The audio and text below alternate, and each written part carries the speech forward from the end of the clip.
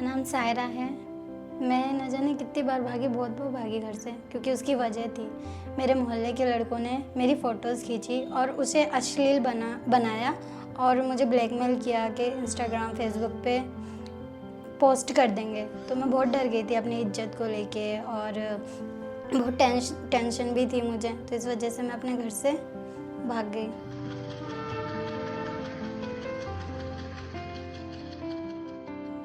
इसी तरह मैं कई बार भागी, फिर भागती रही, फिर मेरी शादी करा दी। 17 साल उम्र थी सिर्फ मेरी उस टाइम पे। फिर अपने ससुराल आई। मैं ससुराल अपना अच्छे से रखती थी, अपना 100% देती थी, मगर उन लोगों ने मुझे समझा नहीं, ताने देना, गाली देना। और मेरा पति के जैसा नहीं, मतलब मुझे प्यार ही नहीं करता था। फिर इसी बीच मैं प्रेग्नेंट भी हुई। मेरे ससुराल वाले सबको पता था, फिर भी मुझे भारी भारी काम देते थे, मेरे से मेहनत का काम करवाते थे। इतना सारा बर्तन, इतना सारा कपड़ा मेरे से नहीं होता था। और मैं अपने पति को बताऊं भी तो कैसे, औरत है तू, काम कर, और ससुराल में कौन फ्री में खिलाता है, ऐसा ऐसा करके मतलब बहुत बोलते थे मेरे पति। तो मेरे से नहीं रहा जाता और उस टाइम पे बहुत बुरा मुझे फ़ील होता था और मेरी हिम्मत भी नहीं थी करने की। कुछ भी खाना पीना मैं खाती नहीं थी टाइम पे। तो इस वजह से मैं अपने घर से भी भाग गई। फिर भाग के मैं सीधा अपने घर पे आई और घर वालों के पास मैं कम से कम 3-4 महीने रही। जब मैं भागकर अपने घर पे आई तो अपने खुद के घर पे मैं अपने आप को सुरक्षित नहीं समझती थी, क्योंकि मेरे पापा मेरे साथ गलत करना चाहते थे और उनकी गंदी नज़र थी मुझ पे। तो इस वजह से मैं अपने घर से भी निकल गई, मतलब भाग गई मैं अपने घर से। फिर भाग के सीधा मुंबई आई।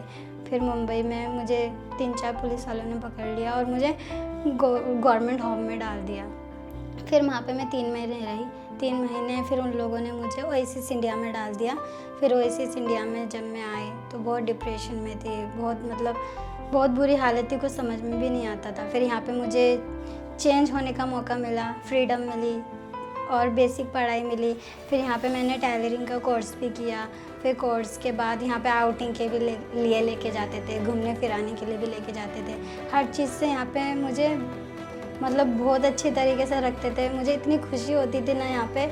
और टेलरिंग करने के बाद मैं जॉब पे लगी, अभी मैं जॉब पे हूँ। तो मैं ओएसिस इंडिया को थैंक यू बोलना चाहती हूँ कि उनका योगदान रहा और मुझे इतना आगे बढ़ाने के लिए। Thank you oasis India.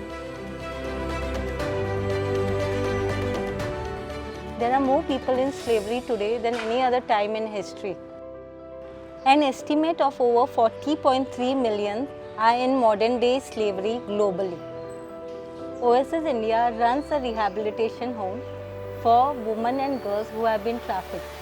These girls and women are trafficked from source areas like Karnataka, Tamil Nadu and Northeast. We work in source, transit and destination areas like Tamil Nadu, Karnataka and Northeast, where women and young girls are trafficked and brought to the red light area in Mumbai.